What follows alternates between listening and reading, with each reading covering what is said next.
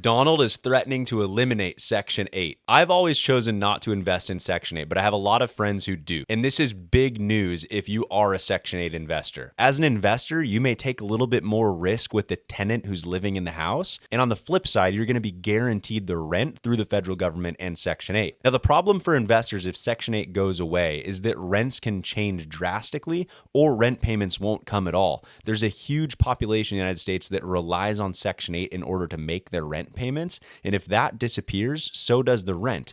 And for these investors that have mortgages on properties that they need the rental income to pay, that's really bad news. This could create a big shakeup in the real estate industry. First thing that could happen is investors deciding to sell their houses. We've had a really tight inventory in Washington state and nationwide, and this could actually cause real estate investors to sell properties that they would otherwise be holding.